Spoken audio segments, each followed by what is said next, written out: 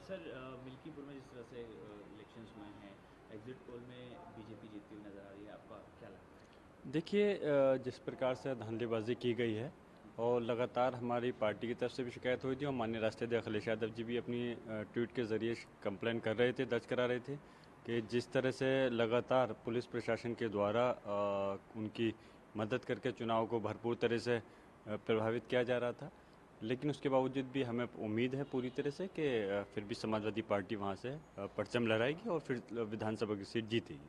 Sir Delhi की बात करें तो कल ही इलेक्शंस हुआ है, उसमें भी एग्जिट पोल आए हैं, आम आदमी पार्टी को समर्थन किया था, लेकिन एग्जिट पोल में सरकार उनकी जाती हुई नज़र आ रही है। एग्जिट पोल तो आपने देखा था कि पहले भी जब अभी लोकसभा का चुनाव हुआ था तो सरकार पूरी तरह से एनडीए की पूर्ण बहुमत की बीजेपी की सरकार बना रहे थे। लेकिन जब नतीजे आए तो एकदम काफ़ी फ़र्क था, उल्टे थे। तो एग्जिट पोल से ही अगर सब कुछ होता तो फिर काउंटिंग कराने की ज़रूरत ही क्या थी। तो ऐसा नहीं है, एग्जिट पोल में उसमें बहुत बड़ा फ़र्क होता है, वो सिर्फ चंद लोगों का एक रिज़ल्ट होता है। और हम उम्मीद करते हैं कि दिल्ली के अंदर आपकी केजरीवाल जी की सरकार बनेगी। सर इसके अलावा वक्फ बिल भी जिस तरह से अमेंडमेंट बिल लाने की तैयारी है, क्या जानकारी सर, कब तक पेश मैं होगा? देखिए पहले भी कह चुका हूँ इस उस पर भी कि वक्फ के बिल के ख़िलाफ़ हम लोग पहले भी थे और हमारी पार्टी, हमारे नेता माननीय अखिलेश यादव जी के नेतृत्व में हम सब लोगों ने उसका विरोध प्रदर्शन किया था। और विरोध प्रदर्शन सिर्फ की वजह सिर्फ ये नहीं थी कि वो बीजेपी और एनडीए की सरकार लेकर के आ रही है।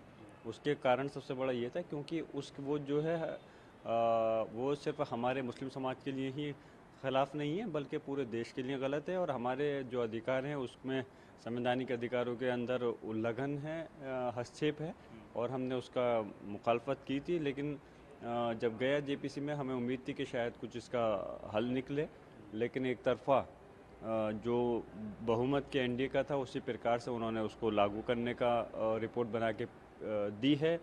और अब जब अगर ये पेश करते हैं फिर से हम विरोध करेंगे। अगर फिर भी इसको पास कराते हैं तो हम लोग सर्वोच्च न्यायालय जाएंगे इसके खिलाफ।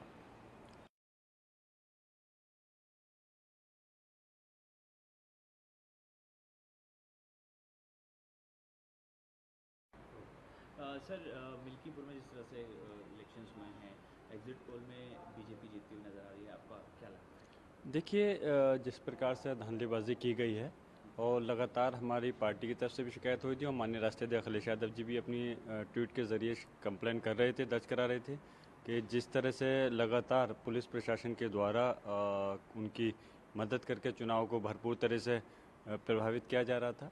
लेकिन उसके बावजूद भी हमें उम्मीद है पूरी तरह से कि फिर भी समाजवादी पार्टी वहाँ से परचम लहराएगी और फिर विधानसभा की सीट जीतेगी। सर दिल्ली की बात करें तो कल ही इलेक्शंस हुआ है, उसमें भी एग्जिट पोल आए हैं, आम आदमी पार्टी को समर्थन किया था, लेकिन एग्जिट पोल में सरकार उनकी जाती हुई नज़र आ रही है। एग्जिट पोल तो आपने देखा था कि पहले भी जब अभी लोकसभा का चुनाव हुआ था तो सरकार पूरी तरह से एनडीए की पूर्ण बहुमत की बीजेपी की सरकार बना रहे थे। लेकिन जब नतीजे आए तो एकदम काफ़ी फ़र्क था, उल्टे थे। तो एग्जिट पोल से ही अगर सब कुछ होता तो फिर काउंटिंग कराने की ज़रूरत ही क्या थी। तो ऐसा नहीं है, एग्जिट पोल में उसमें बहुत बड़ा फ़र्क होता है, वो सिर्फ चंद लोगों का एक रिज़ल्ट होता है। और हम उम्मीद करते हैं कि दिल्ली के अंदर आपकी केजरीवाल जी की सरकार बनेगी। सर इसके अलावा वक्फ बिल भी जिस तरह से अमेंडमेंट बिल लाने की तैयारी है, क्या जानकारी सर, कब तक पेश मैं होगा? देखिए पहले भी कह चुका हूँ इस उस पर भी कि वक्फ के बिल के ख़िलाफ़ हम लोग पहले भी थे और हमारी पार्टी, हमारे नेता माननीय अखिलेश यादव जी के नेतृत्व में हम सब लोगों ने उसका विरोध प्रदर्शन किया था। और विरोध प्रदर्शन सिर्फ की वजह सिर्फ ये नहीं थी कि वो बीजेपी और एनडीए की सरकार लेकर के आ रही है। उसके कारण सबसे बड़ा ये था क्योंकि उस वो जो है वो सिर्फ हमारे मुस्लिम समाज के लिए ही खिलाफ नहीं है बल्कि पूरे देश के लिए गलत है। और हमारे जो अधिकार हैं उसमें संवैधानिक अधिकारों के अंदर उल्लंघन है, हस्तक्षेप है और हमने उसका मुखालफत की थी। लेकिन जब गया जेपीसी में हमें उम्मीद थी कि शायद कुछ इसका हल निकले, लेकिन एक तरफा जो बहुमत के एनडीए का था उसी प्रकार से उन्होंने उसको लागू करने का रिपोर्ट बना के दी है। और अब जब अगर ये पेश करते हैं फिर से हम विरोध करेंगे। अगर फिर भी इसको पास कराते हैं तो हम लोग सर्वोच्च न्यायालय जाएंगे इसके